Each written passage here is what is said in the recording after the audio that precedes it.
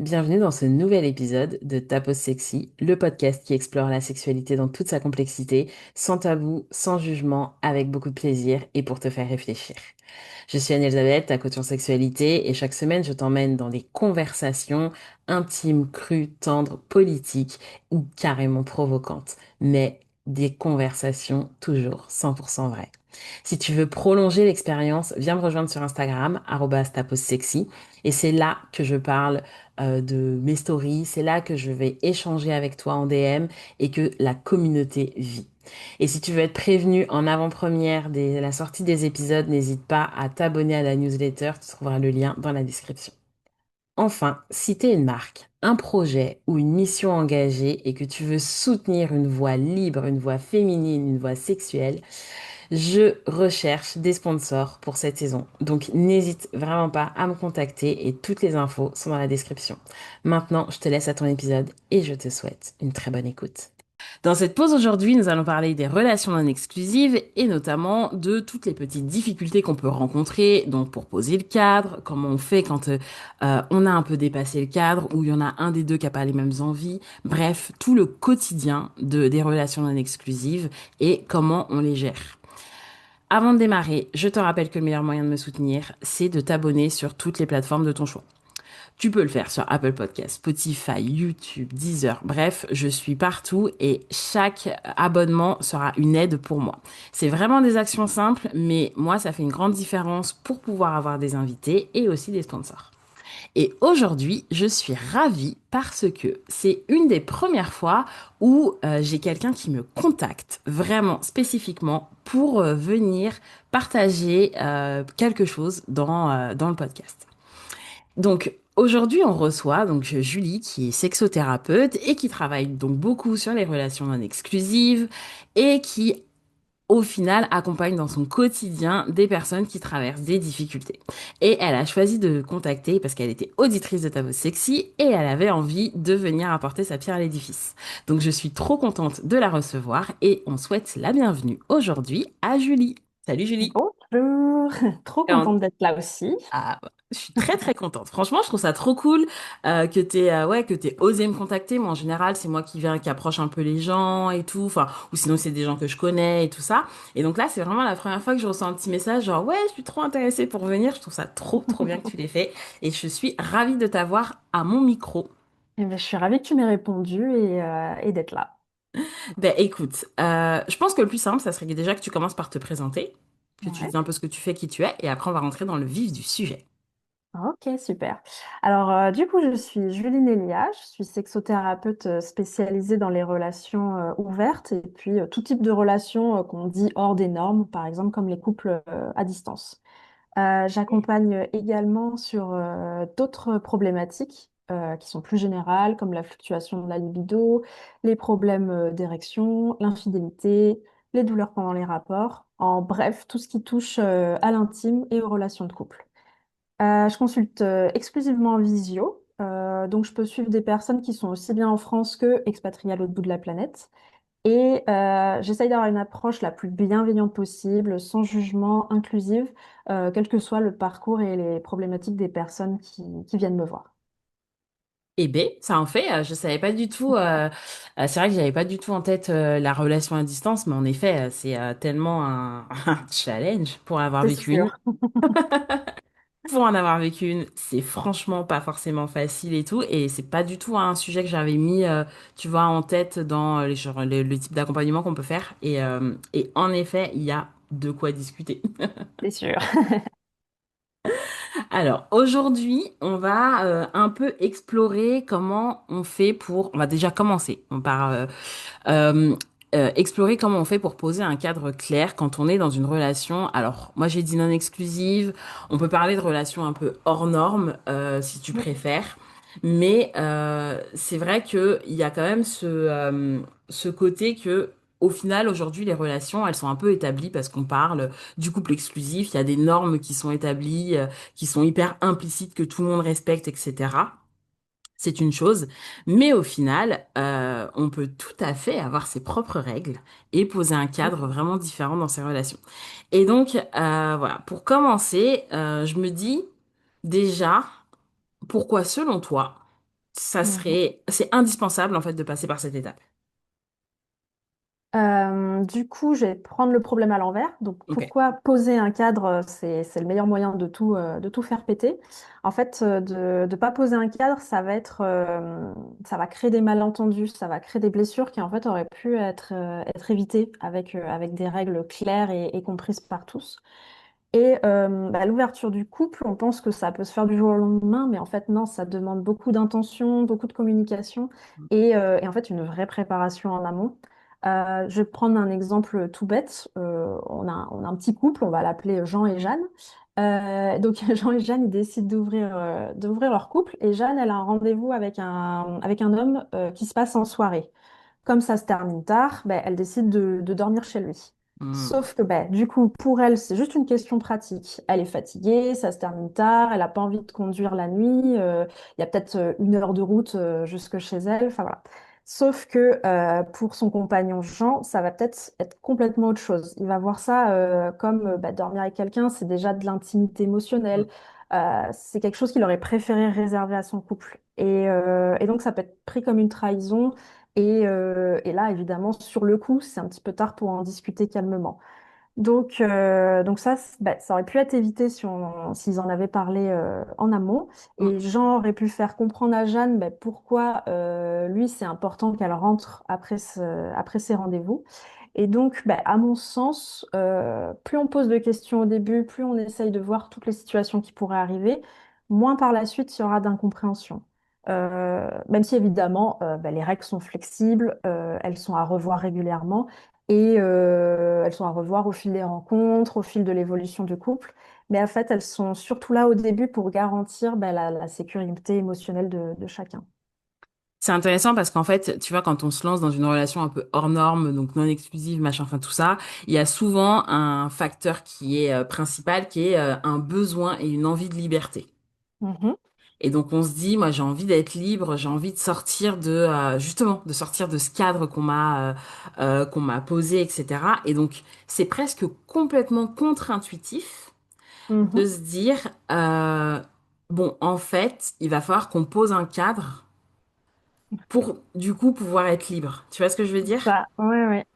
C'est ça. En fait, effectivement, ça a l'air complètement à l'opposé, mais en fait, ce cadre, justement, va pouvoir garantir la liberté de chacun et chacun va pouvoir se sentir, bah, quand ils vont faire des actions qui sont pas dans les normes du couple traditionnel, ils vont se rendre compte que ben, ils ont le droit, que là, ils ont la liberté sur ça et qu'il y a pas de souci du côté de l'autre partenaire. Ok, ouais, bah non, mais c'est très clair. Et si tu devais un peu citer par rapport à ce que tu vois, les erreurs ou les flous qui peuvent être les plus fréquents Ouais. que tu vois arriver ouais, chez les couples qui se lancent. Alors, ben, une des toutes premières, ça va être les couples qui veulent tout se dire, mais qui sont pas prêts à tout entendre. Ah, le grand classique. Je veux tout savoir. Quoi? T'as fait Voilà, ça? c'est ça. Exactement. En fait, c'est une chose de savoir que, bah, que ton partenaire est avec quelqu'un, qu'il a des relations avec cette personne. Mais alors, d'entendre les détails, d'entendre que, bah, il a pris du plaisir, que c'était bien, etc., c'est encore une étape au-dessus. Donc voilà, c'est à se demander avant de se dire on se dit tout, ben voilà, se demander au fond de soi, est-ce que vraiment on est prêt à entendre tout ça? Est-ce qu'on est prêt à entendre ben, que l'autre a peut-être pris beaucoup de plaisir sans nous? Et également se demander pourquoi est-ce qu'on a envie de savoir? Est-ce que c'est vraiment par pure joie pour l'autre, par pure ce qu'on appelle de la compersion, donc c'est la joie qu'on ressent quand l'autre éprouve du bonheur, Mhm. et dans ce cas-là, ben, éprouve du bonheur sans nous. Ou alors est-ce que c'est pour pouvoir garder une sorte de contrôle de la situation? Voilà, il faut se demander pourquoi on a envie de savoir. Et également la personne qui a envie de le dire, ben, pourquoi est-ce qu'elle a envie de le dire? Est-ce qu'elle a envie de rendre l'autre jaloux? Est-ce que c'est vraiment pour partager une bonne expérience? Voilà, ces questions à se poser. Et ensuite, on va dire le flou plus fréquent, bah, c'est un petit peu l'exemple que j'ai donné avant, ça va être une action qui n'a pas été où il y a pas eu de règles dessus. Mhm, Et donc, ça peut être des toutes petites choses qui vont être normales pour l'un et une trahison, une tromperie pour l'autre. Donc, ça va être cuisiner pour son date, lui faire un massage. Ça peut être vu comme déjà de l'intimité réservée au couple. Ça mhm, peut être se voir dans des lieux publics et donc s'afficher aux yeux de tous. Ça peut être envoyer des textos le soir alors qu'on est sur le canapé avec son compagnon ou sa compagne. ouais. Voilà, ça, ce curseur, il va vraiment dépendre de chacun et de chaque couple. Donc c'est pour ça que vraiment les règles, elles sont pas là pour embêter, elles sont pas là pour faire joli, elles sont là pour que le couple ouvert enfin, repose sur un socle épanouissant et durable. Tu vois, en t'écoutant, je me suis dit, en fait, là, on n'en a pas spécialement discuté, mais c'est vrai que moi, sur mon podcast, on a beaucoup parlé de libertinage. Moi, c'est un monde sur lequel je suis plutôt à l'aise et tout ça, donc voilà, j'y connais plus. Là, on est vraiment plus vraiment dans le couple libre de, je vais aller vivre ma sexualité avec toi, mais aussi vraiment avec d'autres partenaires complètement de manière Mm. autonome et 100% sans toi, quoi, en gros. C'est ça. Et qui est pas forcément justement d'être dans le cadre d'un couple libertin. C'est bien ça, hein. C'est ça. Après, ces règles, elles peuvent s'appliquer à un couple libertin également. Par exemple, il y en a qui veulent pas embrasser hors couple, Ouais. il y en a qui veulent pas faire certaines pratiques. Enfin, Ouais. le cadre, enfin, ces règles-là peuvent aussi s'appliquer à un couple libertin. Ok. Ouais. C'est très clair. Putain, j'avais un truc qui m'était venu tout à l'heure quand tu parlais et ça me reviendra. J'en suis sûre, ça va me Ça revenir. marche. Ça va me revenir tout à l'heure. Du coup, je te disais que le fait de se dire, tiens, je vais être dans une relation ouverte, c'est pour plus de liberté. Et donc, comment on fait, tu vois, pour que le cadre soit clair, Mhm. mais que pour autant, ça reste quelque chose qui soit évolutif, quelque chose qui soit pas non plus enfermant, tu vois? Ouais, ouais, ouais. Alors moi, je conseille d'appliquer sept petits points essentiels. Ok. Ça va être d'abord de communiquer sans faire de mystère, tu vois. Il faut dire vraiment ce dont on a besoin, ce qui nous dérange, nos limites. En fait, on part souvent du principe que comme on est en couple depuis longtemps avec la personne, ben, elle va savoir automatiquement ce dont on a besoin. Et en fait, Ouais. non, elle n'est pas dans notre tête. Non. Donc, faut vraiment tout poser sur la table et vraiment tout dire. Même les choses qui peuvent être un peu compliquées à dire. Ouais. Ensuite, ça va être de communiquer en disant je, vraiment en son propre nom. Donc voilà, en disant bah, j'ai besoin de ça, je me sentirais plus en sécurité si on faisait comme ça. Voilà. Et évidemment, choisir ce moment de discussion pendant un moment calme où chacun est reposé, sans qu'il y ait de distraction, de portable à côté, de télé allumée et ou d'enfant qui peut débarquer dans la pièce à n'importe quel moment. Ouais. Ensuite, en troisième point, ce serait ben, apprendre à gérer la jalousie et à développer la compersion. Donc, la compersion, c'est ce que je disais avant. Ouais. Donc, ça ne veut pas dire que les couples libres n'éprouvent pas de jalousie et qu'on n'en éprouvera plus jamais. Ça va plutôt être comprendre pourquoi sur quel point il y a de la jalousie, qu'est-ce qui se cache derrière, est-ce que c'est de la peur, est-ce que c'est de la tristesse, voir ce que ça remue en nous, en fait, Mm. pour pouvoir mieux l'accueillir et la comprendre. Ensuite, quatrième point, ça va être que les règles, elles nous appartiennent à nous. On ne va pas copier sur les voisins parce que Mm. bah, ils sont pas pareils. Donc, comme chaque couple est différent, bah, tout doit être réinventé de zéro. On peut prendre des idées par-ci, par-là, mais on va chaque fois les adapter pour nous. Cinquième point, ça va être, évidemment, d'ailleurs j'aurais dû peut-être le mettre en premier, ça va être de respecter le consentement de chacun. Chaque règle doit être validée par les deux personnes. Ensuite, ça va être de se laisser du temps. Donc, ça va être de se laisser du temps pour réfléchir sur les règles qu'on a établies. Mhm. Est-ce que, parce que peut-être sur l'instant, elles nous paraissaient normales, et puis au fur et à mesure, on va se dire, ah, peut-être que finalement, on va adapter celle-ci, voilà. Et se laisser du temps aussi dans le couple pour nourrir le couple, parce que c'est pas parce qu'on ouvre son couple que ça y est, on oublie complètement la personne avec qui on est. Et puis, ben, pour que les règles soient vraiment le plus évolutif possible, ben, ça va être de revenir dessus assez régulièrement. Donc, donc les revoir, les adapter au fur et à mesure de l'évolution du couple. Et également se dire qu'on peut à tout moment, si l'une des personnes en a besoin, mettre la relation ouverte sur pause. Hmm. Donc c'est souvent pendant une période compliquée, donc un deuil, une maladie, ça peut être aussi pendant une grossesse, ou ça peut être sans raison particulière. Hmm. Et également garder une porte de sortie si l'un des deux a envie d'arrêter, que Ouais. à partir du moment où il dit on arrête, on arrête. C'est comme ça, il n'y a pas de discussion à avoir. Voilà, ça c'est les 7 règles que j'essaye de faire appliquer aux personnes que j'accompagne. Ouais, c'est hyper intéressant et notamment le côté on peut en sortir. Ouais, Ça peut être quelque chose qui est l'espace d'un moment parce que dans la dynamique de couple ça fait sens.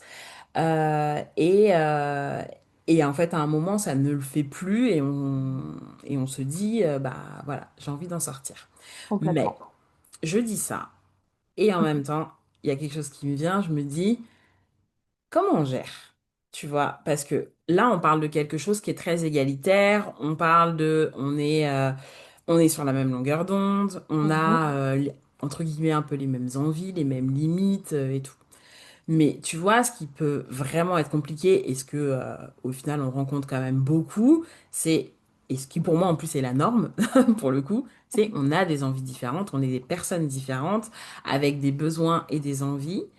Euh, et donc, pour s'accorder, et notamment, tu vois, je pense en termes de pratique, par exemple, ou en termes, tu vois, tu parlais tout à l'heure le fait de tout se dire ou pas tout se dire, etc. Mhm. Tu vois, ça peut être vraiment des choses qui peuvent être extrêmement fondamentales pour l'un, alors que pour l'autre, ça peut être rédhibitoire. Ouais. Donc, dans ces moments, tu vois, au moment où on est en train de poser le cadre, comment est-ce qu'on gère les désalignements? Tous les moments Mhm. qui vont justement pouvoir générer de la tension. Mhm.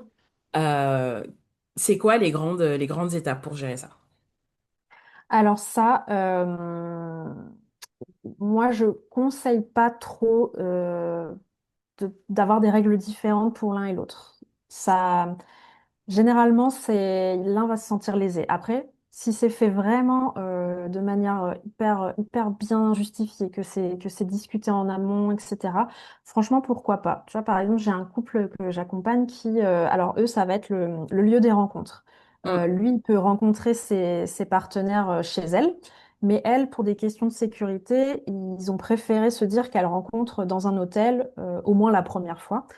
Là, tu vois, c'est justifié. Voilà, ça va être de la question de la sécurité parce mm. qu'on sait très bien que les femmes sont plus fragiles, enfin, Vulnérable. vulnérables sur ce point-là. Ouais, Donc, dans ce cas-là, ça fait sens. Après, euh, comme tu me disais sur ne pas tout dire, je pense que ça peut faire sens aussi parce que certaines personnes ont besoin de visualiser les choses, alors ouais. que d'autres ont juste besoin de se dire, ah, je sais qu'il a pris du plaisir, mais en même temps, je n'ai pas envie d'avoir tous les détails. Ça peut être aussi si c'est justifié. Après, encore une fois, c'est, ça peut bouger dans le temps, ça peut au début se dire non, je veux rien savoir, et finalement, finalement, dis-moi quelques petits trucs, et puis finalement, de plus en plus, j'ai envie de savoir. Enfin, voilà, ça peut être ça. Après, je conseille pas non plus de compter les points, tu vois, de Mm, dire ah, ben, tu as rencontré une personne, donc tu attends que moi j'en rencontre une avant de rencontrer quelqu'un d'autre. ouais, Ça peut vraiment créer des frustrations, surtout que, bah, on le sait, les hommes ont plus de mal à rencontrer que les femmes généralement. ouais. Voilà, donc encore une fois, ça va être au cas par cas pour chaque couple. Mais ça laisse quand même, tu vois, la question de se dire comment je peux exprimer une limite sans pour autant brider l'autre dans son envie, tu vois. Ouais, alors ça va être un peu la règle que j'ai évoquée plus tôt de comment communiquer en disant je. Ouais. Donc par exemple, ben, on reprend encore Jean et Jeanne, décidément.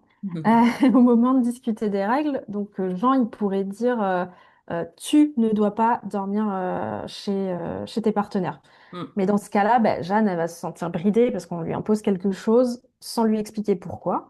Alors que Jean, il pourrait exprimer vraiment ce qu'il ressent. Mm. Et en fait, dire la même chose, mais de manière différente, en disant, bah, je me sens, donc, en disant, je ne me sens pas à l'aise à l'idée que tu dormes chez tes partenaires, j'ai envie de garder ce moment pour nous, je me sentirais plus rassurée. Et dans ce cas, bah, Jeanne, elle peut du coup comprendre les besoins et les limites de son partenaire.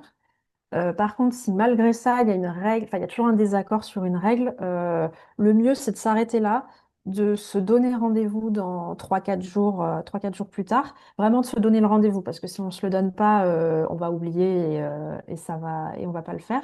Donc vraiment se dire tel jour à telle heure, on en reparle et on aura un peu réfléchi chacun de son côté là-dessus.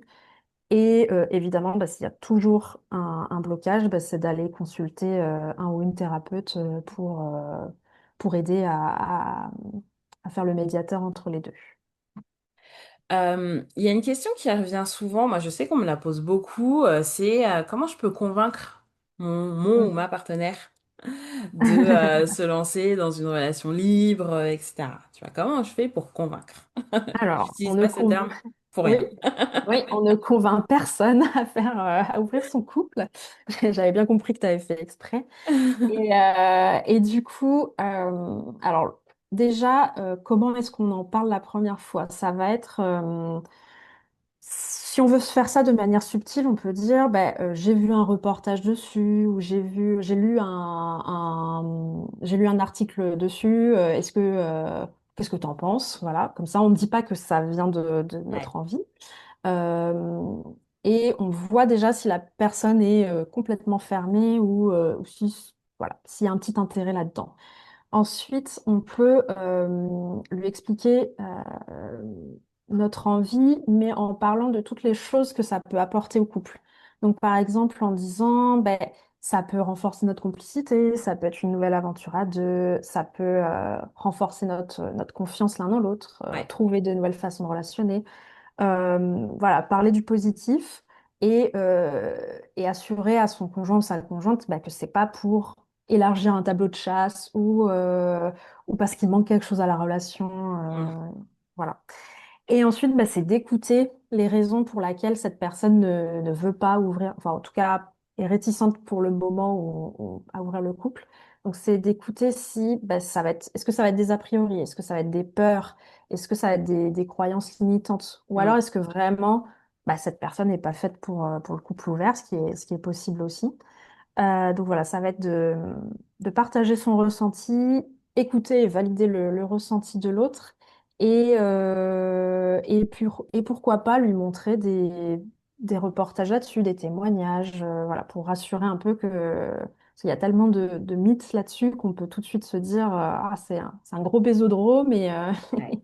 et ça fait n'importe quoi dans tous les sens. Donc voilà, ça va être ça. Et le problème, bah, si la personne n'a vraiment pas envie d'ouvrir son couple, là, malheureusement, on part sur un couple qui ne voit pas l'avenir de la même façon. Donc, bah, ça va être comme tout projet de couple qui est différent. Ça va être, bah, est-ce que je suis capable de rester avec cette personne, sachant que bah, notre vision du futur est complètement en opposition. Mm. Donc ça, c'est encore autre chose. Ouais, je pense que c'est la vraie question à se poser, c'est à quel point c'est structurant pour soi d'avoir ce Mhm, type de relation et, euh, et je sais qu'il y a des gens pour qui c'est très identitaire. mhm, Ce besoin de liberté, etc., il est vraiment au niveau de l'identité et donc ça fait vraiment partie de leur personnalité, de qui ils sont. Et du coup, dans ce cas-là, s'en priver, c'est quand même se priver d'une partie mhm. significative de soi. C'est ça. Et voilà, et il y a d'autres personnes qui le voient plutôt d'un point de vue opportuniste. Et parfois, c'est des demandes aussi qui peuvent cacher d'autres choses, à savoir juste une envie d'aller explorer ailleurs et pas tant quelque chose de très structurel. Donc Mhm. voilà, moi personnellement, c'est vrai que je pense faut vraiment bien se poser la question aussi de pourquoi en fait Ouais. on Ouais, veut ouais. se lancer dans une relation non exclusive. Et si c'est juste ah en fait, je crois que j'ai pas assez profité, Mm, c'est ça. voilà. Il y a beaucoup de personnes qui ouvrent leur couple pour les mauvaises raisons, donc pour le sauver. parce que l'une des personnes a pas assez de libido à son goût, parce que il manque quelque chose dans la relation, parce qu'on s'ennuie. Enfin, tout ça, c'est vraiment de mauvaises raisons. Ça va jamais fonctionner comme ça. Tu as mentionné un point qui est très intéressant, qui est le fait de s'ouvrir parce que l'un des deux n'a pas la même libido.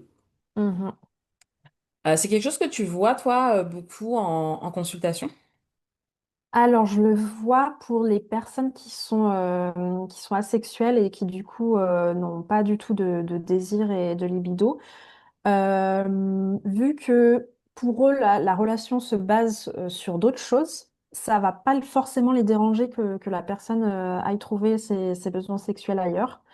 Mais à part ce cas-là, et encore, il faut encore beaucoup en discuter, être sûr d'être 100% aligné avec soi-même, à part ce cas-là, je vois pas trop comment ça peut fonctionner.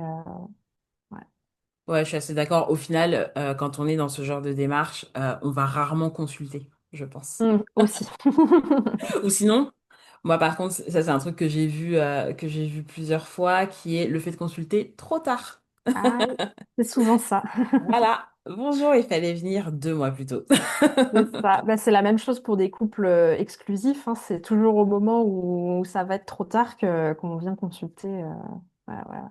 Ouais, ça c'est vraiment, s'il y avait un conseil à donner, c'est consulter avant de vous lancer, C'est ça. plutôt que d'aller trop loin et de ensuite essayer de réparer. C'est vraiment, vraiment très compliqué.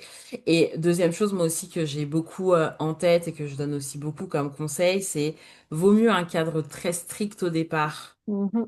et l'ouvrir ensuite, plutôt qu'être très laxiste, aller trop loin, se faire du mal et Mm, essayer de revenir. bien sûr. Parce que c'est beaucoup plus difficile de réparer quelque chose qui a été un peu brisé, Ouais. plutôt que voilà, de resserrer une fois que... enfin, donc, plutôt que d'élargir une Oui, fois que c'est ça, on est parti, quoi. c'est sûr. Bah, du coup, comme on parle de ça, et notamment du cadre et des limites, etc., alors moi, ça, c'est mon petit avis personnel.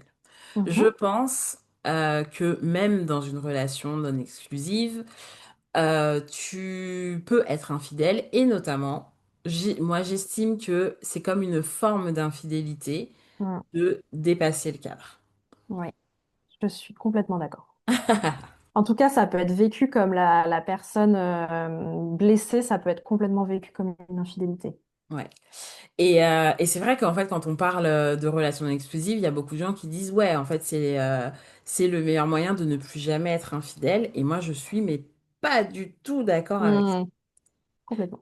Euh, du coup, déjà, quand on parle de dépassement, parce que tu sais, on parle Mhm. beaucoup dépassement de limites et tout, qu'est-ce qu'on, enfin, comment on le définirait au final? Comment on se dit, là, il y a eu dépassement de limites?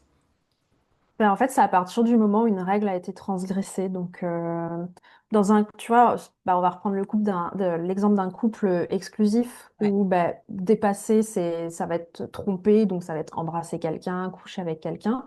Ben là, peut-être que transgresser, ça va être cacher qu'on a vu quelqu'un. Ça peut être bah, ne pas avoir arrêté une relation alors qu'on commence à avoir des sentiments. Enfin, voilà, ça dépend des règles. En fait, ça va être bah, à partir du moment où il y a une règle qui n'a pas été respectée, ça peut être vraiment vécu aussi violemment qu'une infidélité. Ça brise vraiment la confiance bah, qu'on avait l'un envers l'autre. Mhm. Ça peut être aussi une situation floue qui peut être vécue comme une trahison. Donc, tu vois, on n'a pas mis de règles sur une situation. Et puis, ben, on va décider sans consulter l'autre, ben, de prendre une décision, de se dire, oh, il y a un flou là-dedans, c'est pas grave, je prends ma décision tout seul. Ben, ça, c'est pareil, ça peut vachement briser peut-être pas briser, mais blesser la personne, voilà, qui pourrait se sentir trahie. Dans tous les cas, ben, je conseille au couple de parler de ce dépassement avant qu'il arrive. Donc, ben voilà, qu'est-ce que ça va être la tromperie pour notre couple? Mhm. Vu que c'est pas la tromperie des autres couples plus traditionnels. Donc, là, va falloir vraiment mettre des mots là-dessus. Qu'est-ce qu'on fait en cas de non-respect des règles? Est-ce qu'on referme le couple? Est-ce que on revoit les règles? Est-ce que ça aura brisé quelque chose, donc on se sépare directement? Voilà. Qu'est-ce qu'on fait? Et du coup, évidemment, quelles seront les conséquences de ce non-respect des règles? Et parce qu'en fait, si ces questions elles se posent dans l'urgence une fois que la trahison a été faite, les décisions elles vont être prises dans la colère, dans la tristesse, dans la culpabilité. Et prendre des décisions avec ce genre d'émotions, c'est pas le meilleur moment pour avoir une bonne réflexion. Mm. Et comment toi, en tant que thérapeute, tu accompagnes autour de ces sujets du dépassement de limites? Alors, ça va être ce que je te disais, ça va être vraiment de dire au couple, vraiment, pensez-y avant que ça arrive, parce que c'est ça le plus important. Et si dépassement il y a, ça va être de travailler sur pourquoi il y a eu dépassement. Est-ce que Mm. la règle n'était pas comprise? Est-ce qu'elle n'était pas assez claire? Est-ce qu'elle était trop, elle entravait trop la personne, elle se sentait pas assez libre. Voilà, pourquoi cette règle a été dépassée. Et ensuite, ça va être de travailler sur l'accueil de chacun, des sentiments de chacun. Donc, pour l'un, ça va être de la tristesse, de la peur, enfin, la baisse de confiance en soi, etc. Pour l'autre, ça peut être de la culpabilité, de la peur de perdre l'autre, Mhm. voilà, de sentir qu'on a fait une erreur. Et après, ça va être de travailler tout ce qui est sur le pardon, voilà, avoir le droit à l'erreur. Pardonner, ça ne veut pas dire être faible, ça ne veut pas dire accepter, enfin, ça ne veut pas dire adhérer à la trahison. C'est vraiment plutôt une façon d'aller au-dessus, de se dire de toute façon, euh, cultiver de l'amertume, ça sert à rien, Mhm. ça va pas faire évoluer le couple. Donc voilà, ça montre plutôt une forme d'intelligence de se dire on va retirer des leçons de ça, réadapter nos règles et continuer notre aventure. Ouais, c'est hyper intéressant, notamment sur cette notion-là du pardon euh, et, c'est- et que pardonner, c'est pas valider ce qui s'est passé, en fait, C'est ça. c'est en fait plutôt vouloir avancer. Et tu vois, il y a un truc que tout à l'heure je te disais, il y a un truc qui me revient dont on n'a pas du tout parlé, c'est qu'en fait, dans la dynamique de la relation exclusive, du couple libre et tout ça, il peut y avoir un leader et il peut y avoir un Mhm. suiveur. Oui, effectivement. Euh, et du coup, tu vois, notamment dans le cadre dans le cadre du posement du cadre, en fait, le moment où on définit les règles, tu peux vraiment te retrouver dans une situation où tu en as un qui va être très dans le lead et qui, sans le vouloir, va potentiellement aller poser des règles auxquelles l'autre va adhérer, mais plus parce que il suit, ou Mhm. elle, hein, peu importe Oui, oui. le genre et tout ça.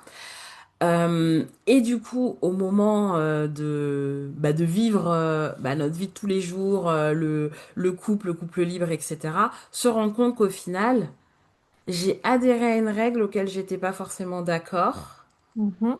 Euh, Dépasser cette règle parce que ouais en fait ça me va pas et du coup on se retrouve dans tu sais dans un espèce de mix de ouais mais je t'ai dit oui mais en fait j'étais pas d'accord. Mhm. Tu vois c'est toutes ces conversations qui sont genre un peu sur c'est de la conversation on parle de consentement on parle de dynamique relationnelle déséquilibrée et on va parler de dépassement de cadre, tu vois, au final. Il y Mhm. a pas Mhm. mal de sujets qui viennent autour de tout ça. Et ça peut rendre aussi la relation et l'établissement des règles et l'équilibre extrêmement complexe. Et ça, Ouais. comment est-ce que toi, comment est-ce que tu l'appréhendes? Mhm. Et du coup, comment on évite aussi ces situations-là? Ouais. Alors, dans le cadre d'un accompagnement pour l'ouverture du couple, on va quand même assez vite sentir le leader et le suiveur. Ouais. Donc, là, ça va être de vraiment donner la parole au suiveur. Euh, voilà, un petit peu faire taire la personne qui se sent le plus à l'aise pour que l'autre puisse se sentir mieux.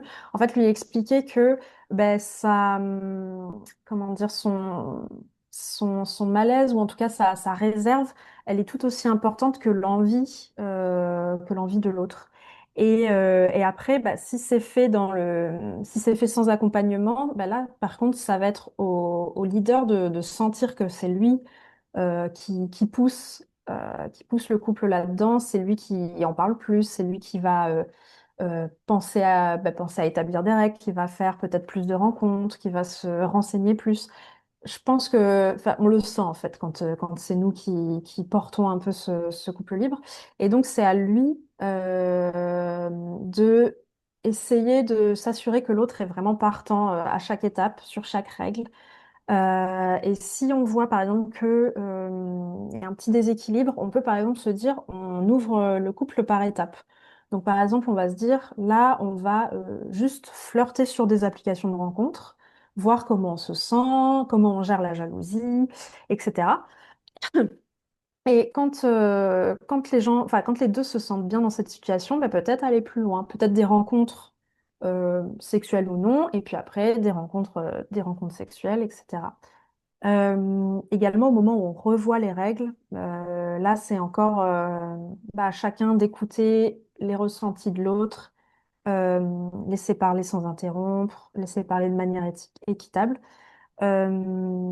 Et par contre, si il y a une relation où le leader, enfin, ce qu'on appelle le leader après, voilà, celui qui est plus à l'aise, Mm. n'écoute pas du tout l'autre, qui fait passer ses envies avant les besoins de son partenaire, ben là, malheureusement, enfin, le couple ouvert, il vaut à l'échec parce qu'il y en a un qui va se sentir lésé, qui va peut-être même se sentir obligé de faire certaines choses. Ça peut créer vraiment des blessures profondes.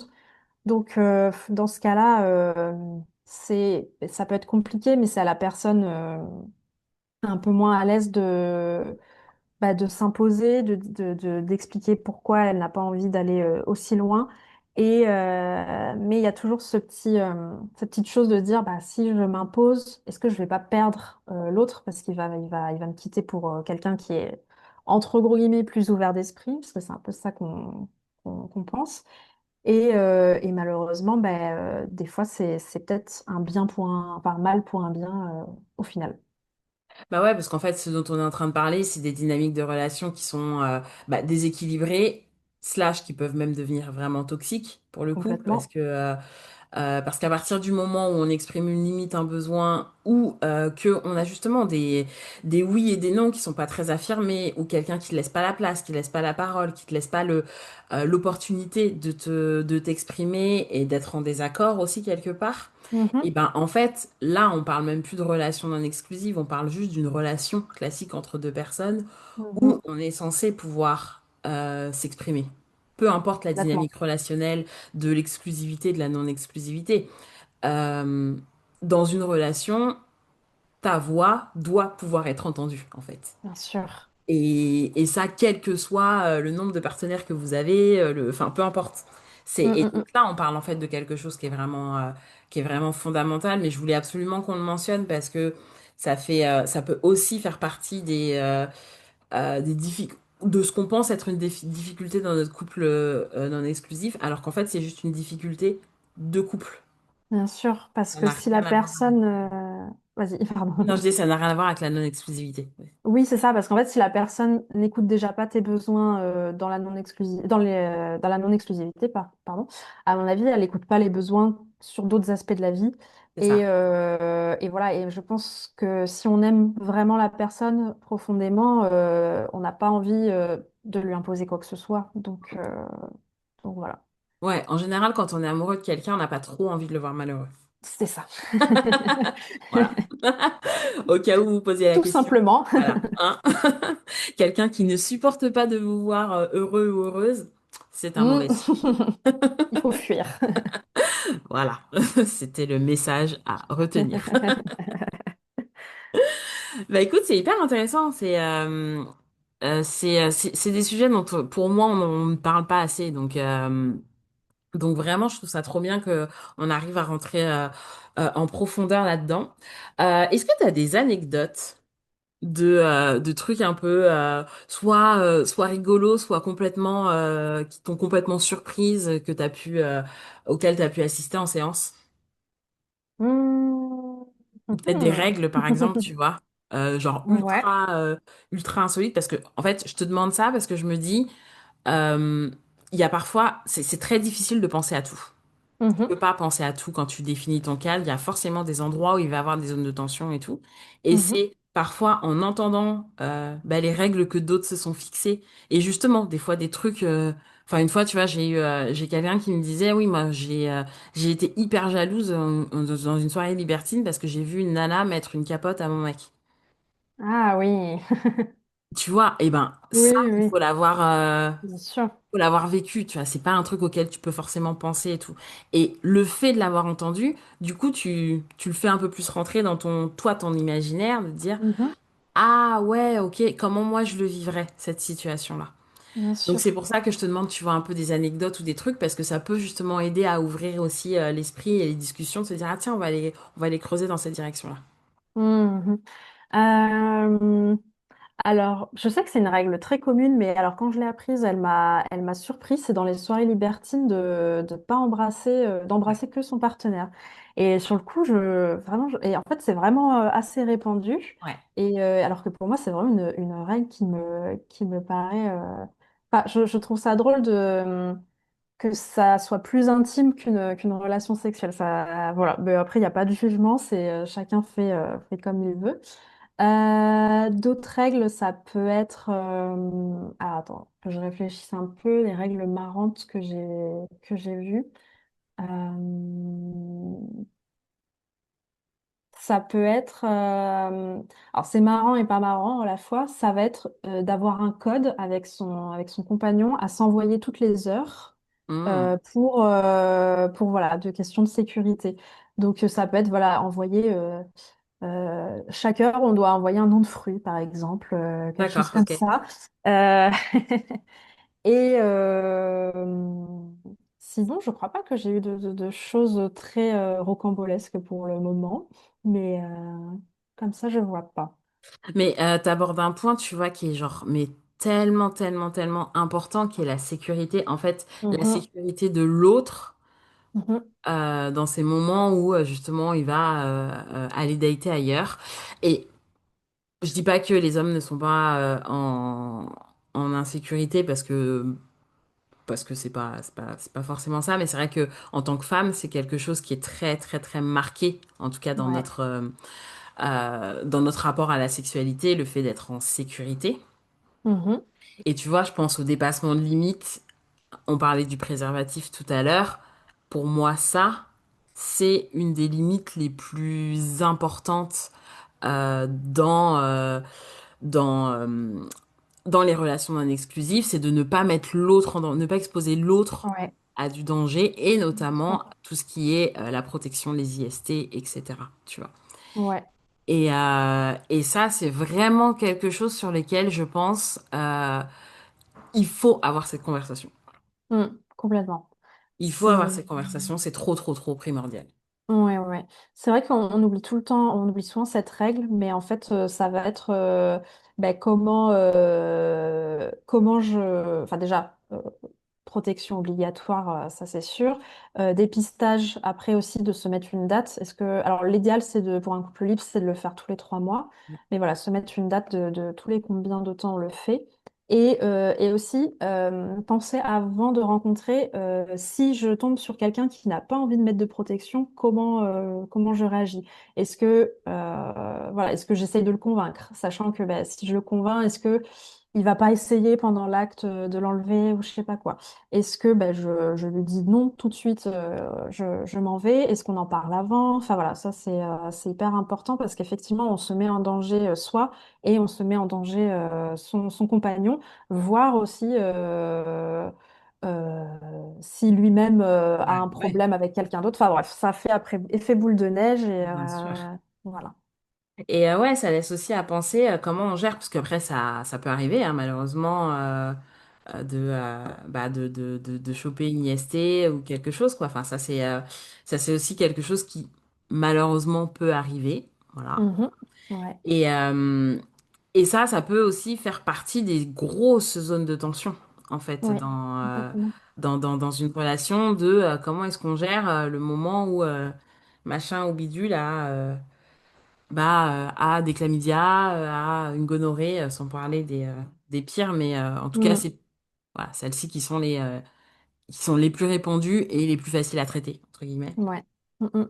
Tu vois, ça aussi, ça peut faire vraiment, vraiment des gros dégâts, en fait. Oui, c'est ça. Ben, en fait, c'est se renseigner, de voir que malgré les protections, bah, ça peut arriver, pour éviter de tout de suite rentrer dans une parano, de se dire, bah, ça y est, il m'a mis en danger, il ou elle n'a jamais mis de protection. Voilà, comprendre que ça peut arriver malgré toutes les protections qu'on met. Ouais.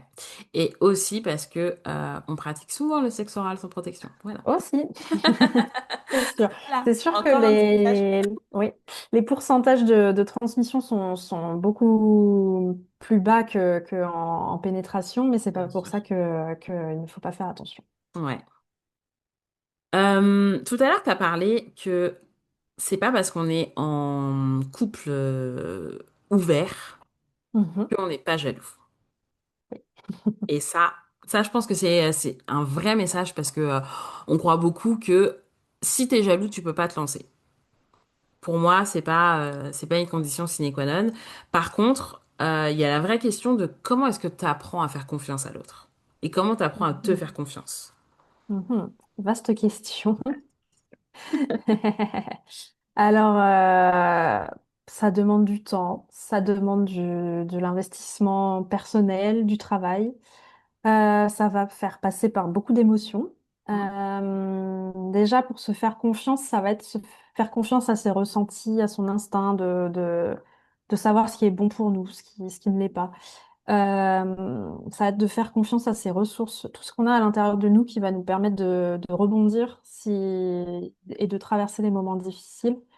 Et puis ça va être aussi de se rappeler sa propre valeur en fait, de se dire mm. ben, en fait je suis une personne dont les ressentis sont valables, sont légitimes, j'ai le droit de poser des limites, j'ai le droit de parler clairement de mes besoins.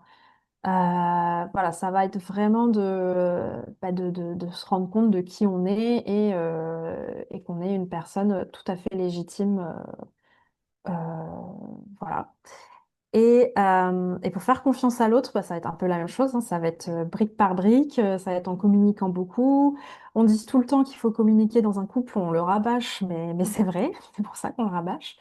Mais la communication fait pas tout, il faut que les actes Ouais. suivent, soient concrets. Mhm. Et aussi, faut apprendre à pardonner parce qu'il peut y avoir des erreurs. Au-delà de la transgression vraiment volontaire, peut de temps en temps y avoir des petites erreurs, des petits oublis. On est en apprentissage constant, donc évidemment, c'est un apprentissage permanent. On n'est pas parfait. Ouais, je pense que c'est hyper important ce que tu dis, le fait que l'erreur est humaine, faut faire preuve d'indulgence. Mm. Il faut faire preuve d'indulgence parce que tout sera jamais cadré de toute façon. Enfin, Ouais. jamais. Non, mais en tout cas, au démarrage, c'est difficile d'avoir un cadre qui prenne en compte vraiment tout. Donc, il peut y avoir des zones de tension. Il peut y avoir des zones même très importantes pour soi qui viennent titiller. Et il peut y avoir des choses qu'on pensait qui allaient très bien se Mm. passer Oui, qui en fait, ça me dérange. Et parce que c'est ça ça. aussi, on peut pas forcément tout anticiper sur nos propres besoins, nos propres réactions. Et Mhm. donc, l'indulgence et la flexibilité, c'est aussi avoir l'intelligence de se dire, potentiellement, il va avoir des petits loupés. Ouais, complètement. Euh, si on allait un peu dans les mythes, tu vois, ce qu'on croit Ouais. savoir, et au final, ce qui se passe vraiment. T'en as là comme ça qui Ouais. te viennent? Oui, j'en ai quelques-uns. Alors par contre, ça va être le couple ouvert, le couple non exclusif, ça va être que des rencontres tout le temps, tout le temps, tout le temps. Hmm. Voilà, et puis tu n'auras plus le temps pour ton couple. Enfin voilà. On pense que c'est ça, c'est juste pour multiplier les rencontres. Et en fait, déjà, il n'y a pas tant de rencontres que ça parce que ça demande un investissement de temps, émotionnel aussi, parce que même si ça va être que pour coucher avec la personne, au final, il y a toujours des émotions qui Bien rentrent en sûr. compte. Et parfois, il peut y avoir aussi un investissement financier parce que ça va être bah, de l'essence pour aller jusqu'à chez la personne. Pourquoi pas un repas parce que voilà, ça se passe en soirée, on se fait un repas. Ça va être bah, les Ouais, protections. Ça peut être voilà, ça peut être plein de choses. ouais, Et au final, ben, on va pas faire tant de rencontres que ça. Et en fait, on va se rendre compte que, enfin, la plupart des couples que je vois, ils se rendent compte que l'herbe, en fait, elle est pas plus verte ailleurs. Et ça va les faire un peu retomber encore et encore amoureux de leur partenaire, se dire, ah ben en fait, ce petit défaut que j'aime pas chez toi, ben au final, ben, il est pas si pire, tu ouais, vois. parce que j'ai vu à côté. Il y a peut-être pire à côté. Ouais, carrément. Voilà. Ah bah ça c'est sûr. Euh, et ouais, tu parlais d'investissement financier. Ouais, Et ouais, je pense que ça, on s'en rend pas forcément compte. non. Quand on est, tu vois, quand t'es célibataire et que tu fais beaucoup de dates, tu te rends vite compte que Mm, mm. c'est de l'investissement. Et Ouais. après, quand t'es, financier, hein, j'entends. Quand tu rentres en couple, c'est peut-être quelque chose que tu vois un petit peu moins parce que comme vous partagez plus de quotidien, et même si c'est une erreur de plus délicter quand on est en couple, il y a moins Complètement. de, il y a potentiellement moins de dates, mais en fait, quand tu remets ça à l'ordre du jour, bah ouais, il y a, comme tu dis, hein, le fait de sortir les petits restos, euh, l'essence, les chambres d'hôtel, parce que Ouais. si personne ne rencontre chez soi, bah faut bien se Mm. rencontrer quelque part. Ouais, complètement. Les chambres d'hôtel ou même, il y a parfois des entrées en club libertin, ce genre de choses, mais c'est de l'investissement financier Mhm. et qui est non négligeable pour le coup. Complètement. Mm, mm. C'est Donc sûr. oui, si tu veux dater tous les soirs, Ah, ça coûte un petit billet. c'est un petit billet et aussi, faut trouver les prétendants et prétendantes, hein, parce que ça Aussi. aussi. Ah oui, oui, faut passer du temps sur les applis ou dans les lieux faits pour, ça prend du temps et de Voilà. l'énergie. Donc c'est vrai que ça, je pense que c'est un point qu'il faut quand même bien avoir en tête aussi, que oui, le couple est ouvert, oui, il y a l'opportunité d'aller faire des rencontres, etc. Mais au final, le nombre de fois dans nos vies où on rencontre des gens avec qui on a envie d'avoir des rapports sexuels ouais, plus ou moins fréquents, etc., bah, c'est pas non plus tout le temps et à tous les coins de rue, hein. Mm. Ah oui, c'est Ça se sûr. travaille. C'est sûr. Ouais. Et puis, il faut que ce soit réciproque aussi, parce que oui, ok, Aussi, on voit tous plein de beaux gosses et de belles gosses dans la rue, mais ça veut pas forcément dire qu'ils ont envie de coucher avec nous. évidemment. Donc, non, vraiment, ça, je pense que c'est le plus gros mythe. Ça, Mm. tu dois coucher à droite à gauche tous les soirs. Ouais, Alors, c'est ça. C'est fatigant quand même. ouais. Et tiens, ça me fait penser, c'est une question qui me vient, mais là, comme ça. Le rapport à la libido, tu vois, parce que Ouais. c'est pas parce que t'es en couple libre que t'as forcément une libido de dingo. Mhm. Parce que ça aussi, ça fait partie des mythes. Les Ouais. gens qui se mettent dans des relations non exclusives, c'est des gens qui ont un appétit sexuel complètement démesuré, etc. Mm, mm, mm, mm. Et dans les zones de tension qui peuvent apparaître notamment dans les couples et les choses qui peuvent être un peu difficiles à gérer, c'est bah, dans un couple où il y aurait une problématique de libido ou de dissonance, enfin de non-match de la libido. Mhm. Comment est-ce que tu gères, tu vois, ce moment de je suis avec l'autre, je suis avec ma partenaire. Cet équilibre, il peut être très très très difficile à gérer. Ouais. Et donc ça, comment est-ce que comment est-ce qu'on en parle et qu'est-ce qu'on peut mettre en place? Pour moi, il y aurait une chose d'abord, ce serait de toujours mettre la relation socle en premier. Mm. C'est-à-dire, si en ce moment j'ai une libido un peu patraque, bah, je vais peut-être pas aller voir ailleurs pour au final me sentir obligée d'avoir une libido avec le partenaire que j'ai parce qu'on se voit que pour ça. Et au final, bah, j'ai plus cette libido pour mon compagnon. Ensuite, ça va être d'interroger cette baisse ou cette fluctuation de libido. Donc, il peut y avoir du stress, il peut y avoir des médicaments, il peut y avoir une dépression, je sais pas, un postpartum. Enfin, il y a plein de choses qui peuvent expliquer ça. Donc, peut-être s'interroger sur pourquoi ma libido en ce moment est plus basse. Et ouais, pour moi, ça va être de soit, alors, je disais toujours privilégier la première relation, mais peut-être que justement d'ouvrir le couple, ça peut justement faire un petit peu remonter la libido. Ça va dépendre de chacun. Donc ça à voir, c'est encore une fois au cas par cas. Mais voilà, s'il y a ce problème-là, euh, ça va être de surtout pas délaisser le premier partenaire qui, lui, on a construit quelque chose au-delà de la sexualité, mais c'est pas pour ça qu'il faut complètement arrêter la sexualité avec cette personne. Ouais,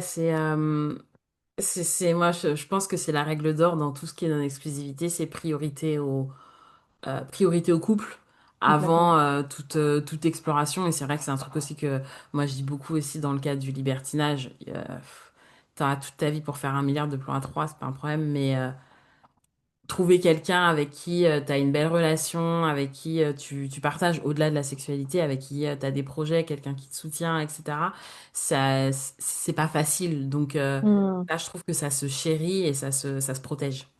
bien sûr. Et ça va passer par, il y a certains moments où on va pas voir ailleurs. Donc, par exemple, les anniversaires, les vacances. Ce genre de choses qui sont pas forcément évidentes pour tout le monde, mais voilà, le couple, ouais, toujours en priorité. Ah ouais, non, mais ça fait partie des règles, quoi. Genre les anniversaires. Je postais hier sur Insta que les anniversaires, c'est genre tellement sacré pour moi. Là, ça vient de me trigger, je viens de me dire, oh mon Dieu. Là, je suis un peu trop investie et je me dis, oh, ça me brise le cœur. Partir en date alors que c'est mon anniversaire. Ce n'est pas mon anniversaire, on ne parle pas de moi. Après, dans le cas du libertinage, ça peut être un cadeau d'anniversaire d'avoir des personnes Ouais, qui t'attendent pour ça. Ça, après, c'est encore autre chose, c'est à discuter avant, enfin voilà. ça vient. Ouais, partir en date pendant que l'autre est avec son petit gâteau tout seul, non, c'est Ouais. quand même très triste. Après, tu vois, dans une relation BDSM, ça peut être aussi un cadeau d'anniversaire. Oui, c'est Voilà. vrai. Complètement. Tout dépend comment on a envie de voir les choses. Là, moi, ça serait le pire cadeau du monde. Mais Je te suis sur j'ai le même il avis y a que des toi là. gens pour qui c'est genre génial, tu vois, et je vais pas, je vais pas juger, mais ne me faites pas ça, d'accord? Le message est passé. C'est hors de question. Est-ce qu'il y a des sujets qu'on n'a pas abordés que tu as envie de rajouter? Oui, parce sur les mythes encore, il y avait un dernier que je voulais faire exploser. C'était Ouais. que, mais après on en a un petit peu parlé, mais ça va être que les relations avec ces autres partenaires, ça va être que sexuel. Et en fait, enfin, qu'on va rien ressentir, etc. Et en fait, non. Et on va pouvoir ressentir beaucoup de joie, beaucoup de rire, beaucoup de complicité. Mais comme tu disais, des fois on peut se dire, ah ben je suis sûre que ça va me plaire, et au final après on va ressentir de la tristesse, de la colère, du dégoût de soi, de la confusion, du rejet. Enfin, en fait, faut se dire qu'il faut avoir quand même avoir des épaules assez solides, Mm. savoir travailler sur sa confiance en soi, sur sa valeur, pour voilà traverser toutes ces émotions. Euh, donc voilà, mais qui sont tout à fait normales et propres à chacun et chacune. Ouais, tu es en train de mettre le doigt sur un point sur lequel on n'a pas forcément trop insisté, qui est le rôle de la sécurité émotionnelle, en fait, dans tout ça. Mhm. Ouais. Parce que, tu vois, tu parlais d'avoir des bases solides de confiance en soi, etc. Bah, c'est hyper important. Et je trouve que c'est aussi important d'avoir de l'honnêteté envers soi. Et quand je Mhm. parle d'honnêteté, ce que je veux dire, c'est que bah, il y a des moments, on peut avoir une très bonne confiance en nous, mais il y a peut-être des moments où on va être un peu ébranlé là-dessus. Et, euh, et tu vois, pour moi, dans les compétences clés pour pouvoir réussir dans un couple ouvert, c'est de parfois faire preuve aussi d'honnêteté envers l'autre et de dire, je sais que ça fait partie de notre cadre, je sais que normalement et tout, mais là, aujourd'hui, j'arriverai pas. Ouais, D'avoir complètement. l'honnêteté de dire, c'est peut-être temporaire et tout, mais là, dans cette situation, ou telle personne, parce qu'il peut y avoir ça en fait, il peut y Mm. avoir euh, ouais, en fait, tout se passe très bien, et il y a une personne qui va particulièrement t'insécuriser pour une raison X ou Y et tout. Ouais, Mais avoir cette honnêteté et quelque part aussi la vulnérabilité de dire à l'autre, en fait, là, je vais pas y arriver parce que cette personne, elle m'insécurise, parce que cette situation, parce que ce qui se passe en ce moment dans ma vie et tout, j'arriverai pas. Et ça, c'est primordial. bien sûr.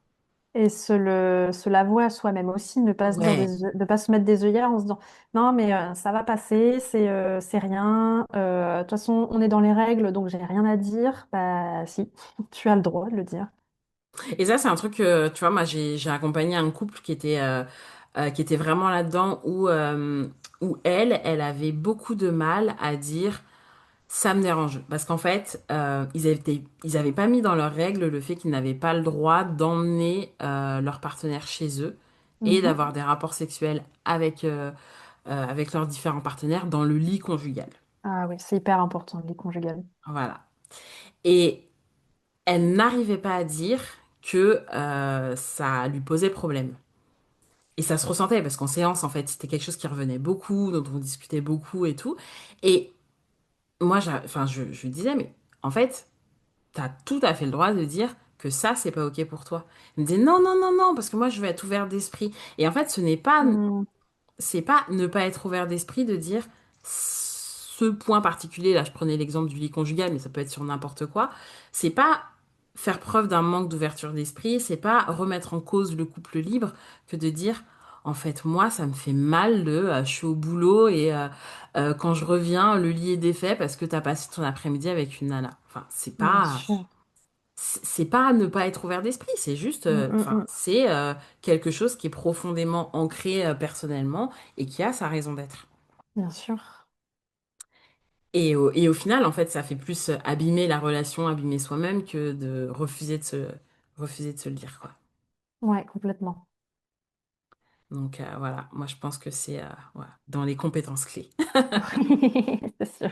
Ouais, c'est sûr, c'est beaucoup de travail, beaucoup d'intelligence émotionnelle. C'est pas de tout repos. Et c'est pas fait pour tout le monde. Et c'est Ouais. pas parce que ce n'est pas fait pour toi que tu n'es pas ouvert d'esprit. C'est vrai. Pas du tout. Ouais, ouais, l'ouverture d'esprit, c'est pas forcément ce que tu fais, c'est comment tu reçois ce que les autres font aussi, hein. Oui, c'est ça. Oui, oui. C'est ça, c'est pas parce que, enfin, et d'ailleurs, c'est pas parce que tu es en couple libre, libertin ou quoi que ce soit que tu es quelqu'un d'ouvert d'esprit. Ça veut Oui, pas, oui, c'est sûr, c'est pas- clair. réciproque n'est pas forcément vrai, donc. Et ça aussi dans les compétences à avoir, ça va être de se détacher du regard des autres, parce que si Ah on ouais. veut commencer à parler à des amis, peut-être à de la famille si on est très ouvert, ben, va falloir apprendre à recevoir des jugements et des réactions très négatives. Ouais. Et ça, c'est vraiment, vraiment pas forcément facile. Et ça peut être aussi un des plus gros freins à se Mhm, lancer. Le complètement. regard des autres. Qu'est-ce que les autres vont penser de moi? Ouais, complètement. Ça, c'est... Et puis pour tout, hein, ça c'est vrai. C'est même vrai dans les couples exclusifs pour certains fantasmes, ou même pour juste le fait même de se mettre en couple avec quelqu'un. Parce qu'au final, Mhm. le regard des autres, on se rend pas compte à quel point ça nous impacte. L'autre jour, je postais sur Instagram et j'ai fait un réel où je disais les choses qui te montrent que tu as de la peur du jugement ou que tu as de la honte dans ta sexualité. Et il y a un truc qui m'est venu, c'est le fait d'aller acheter des préservatifs au supermarché. Il y a des gens qui ne Oui, sont incapables d'aller au supermarché, de prendre une boîte de préservatifs, de poser sur le tapis roulant et de voir la petite boîte qui avance. c'est ça. Et ben voilà, on en est, enfin, on en est encore à ça. Donc évidemment, quand ça c'est difficile, bah ouais, se retrouver aussi face à des gens et leur dire non, non, ouais, j'ai des amants, il a des maîtresses, machin, ça peut être très, très, très, très challengeant, en effet. Donc c'est Mhm. vraiment Ah bah must. tu vois, ça me fait penser aux règles de couple un peu marrantes Ouais, qui me viennent en tête.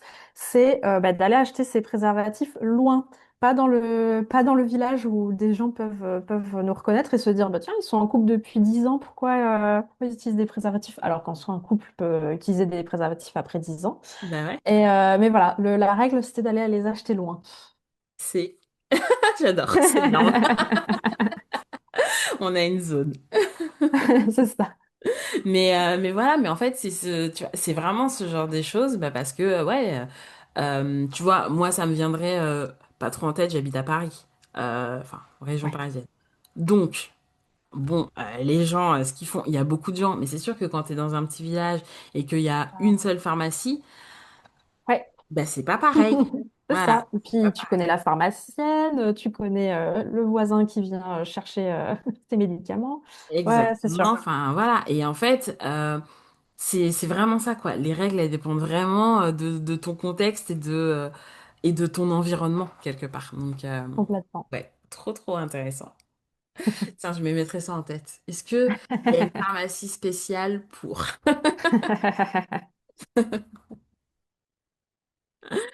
Bon, bah écoute, je crois qu'on a fait le tour. Qu'est-ce que t'en penses? Ouais, bah écoute, ouais, je pense que ouais, on a bien parlé du sujet. Hmm. Ouais, Bah écoute, c'était très, très sympa comme conversation. J'ai beaucoup, beaucoup apprécié. Merci beaucoup encore une fois de m'avoir contacté pour venir participer. C'était je une t'en trop bonne prie. initiative.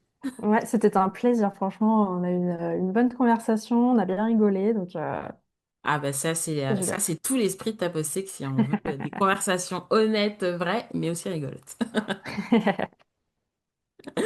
Écoute, je te souhaite une bonne journée. Ouais, je te souhaite une bonne journée aussi. Merci. Et puis je vous dis tous à la semaine prochaine pour un nouvel épisode de Ta Sexy. Et voilà, c'est terminé pour cette semaine. Si cet épisode t'a parlé, t'a secoué, t'a donné envie d'aller plus loin, pense à t'abonner au podcast et à laisser 5 étoiles, un commentaire et le partager. Partage-le autour de toi pour faire réfléchir et répandre la bonne parole. Et surtout, surtout, n'oublie pas de me rejoindre sur Instagram. Sur ce, je te souhaite une très bonne semaine et je te dis à la semaine prochaine pour un nouvel épisode de Ta Pause Sexy.